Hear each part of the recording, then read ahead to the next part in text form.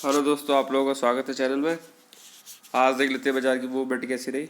सबसे पहले हम देख लेते हैं वीकली टाइम फ्रेम। आज आपका वीक चालू हुआ है, तो वीक का पहला दिन है और एक रेड कैंडल का फॉर्मेशन ऑलमोस्ट इनगल्फिंग की तरह से हो रखा है। फिर भी ये कोई फाइनल कंक्लूजन नहीं है, क्योंकि अभी भी केवल आज का दिन एक ट्रेड हुआ है, अभी 4 दिन और बाकी है। बाकी डे पे चल लेते हैं। डे पे एक देखने वाली चीज़ है, दो नज़रिए बनते हैं यहाँ से। पहला तो ये बनता है कि इस ट्रेंड लाइन को ये ब्रेक कर गया है, वो भी अच्छी खासी कैंडल है ये इसको ब्रेक कर गया है।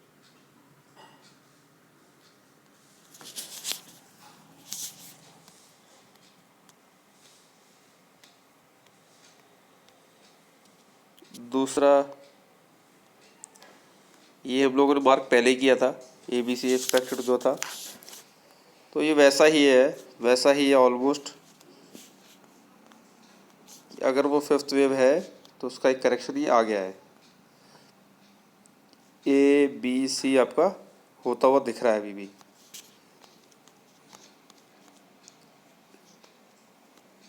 लेकिन मुझे लगता है अभी सी कंप्लीट नहीं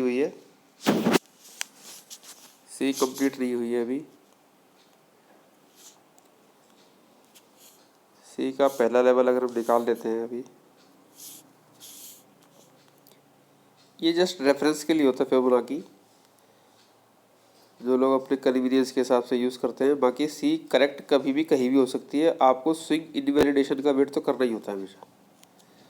अब ये देखो 0.618 को क्रॉस कर गई, 1 को कर गई और 1.618 के अराउंड घूम रही है, और कहीं ना कहीं इसके आसपास सपोर्ट भी है। तो डबल कंफर्मेशन यहाँ हो सकता है, ये पॉसिबिलिटी है, जस्ट एक पॉसिबिलिटी है, कोई श्योर नहीं होता कि 1.618 ही जाएगा।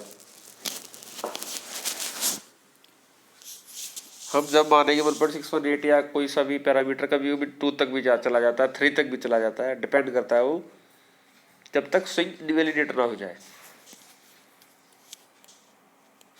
तो अब इसको नज़रिया बनाना पड़ेगा हम लोगों को, इसको क्या कैसे समझें, क्या करें, तो और क्या कर सकते हैं ये साथ में ही कर लेते हैं।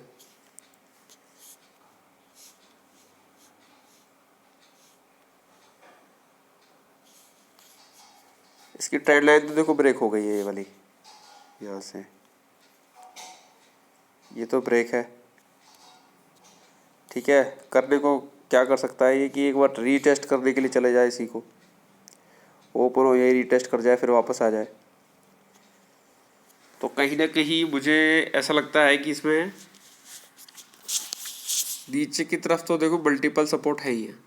एक ये वाला लेवल है इस कैंडल का, एक ये वाला लेवल है, तो कहीं ना कहीं 25,700 और 25,850, जो कि काफ़ी दूर है, 250 पॉइंट कम से कम दूर है। अभी 26,000 के आसपास अगर बाजार 25,900 के आसपास है, तो 200 पॉइंट नीचे तक कहीं भी सपोर्ट लेने की एक संभावना है। तो यानी कहीं ना कहीं सेल साइड बैठना एक समझदारी नहीं है, क्योंकि सिंगल डे में 250 पॉइंट मूव करना उसके लिए मुश्किल है। अगर डाउन साइड कहीं भी रहता है, फ्लैट ए रहता है या गैप डाउन ऊपर होता है कहीं भी, तो कहीं ना कहीं बुलिश टेंडेंसी को ढूंढना जरूरी है।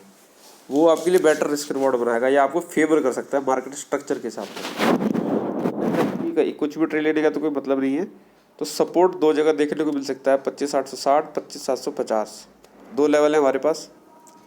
जब यहाँ पे स्विंग इनवैलिडेट करे, इसको रिटेस्ट कर ले, उसके बाद कोई कैंडल फ्लैट चलती हुई 15 मिनट की वीवीएम को ऊपर की तरफ बढ़िया से क्रॉस करे, तब आप लोग ऐसे लेके हाई की तरफ ट्रेड कर सकते हो, जिसमें डिपेंड करता है कि अगर वो फॉर्मेशन यहाँ कहीं हो रहा है तो पहला टारगेट आप ये वाला रखोगे, ये 26,000 का। अगर वो फॉर्मेशन यहाँ कहीं हो रहा है तो भी आपका टारगेट एक तो ये बन जाएगा छोटा सा कंजर्वेटिव, और जो एग्रेसिव जाना चाह रहे हैं वो लोग थोड़ा फिर से 26,000। यही 2 छोटे छोटे स्विंग बनते हैं कल का मोस्टली बाजार सेलर्स टाइप का रहना चाहिए। जो लोग थीटा डे के लेने के लिए बैठे रहते हैं उनके लिए ज़्यादा दिखाई देता है, और ऐसा पॉसिबल भी है क्योंकि कल आपको एक्सपायरी का दिन भी है, 25 तारीख है। तो कहीं ना कहीं ये एक रेंज में तो है ही है। रेंज आपकी ये है, आपकी 26,200 से लेके ये रेंज आपकी हो गई 25,750, यानी करीब करीब 450 पॉइंट की ऐसी रेंज है जिसमें काफ़ी ज़्यादा उठापटक आपको देखने को मिल सकती है।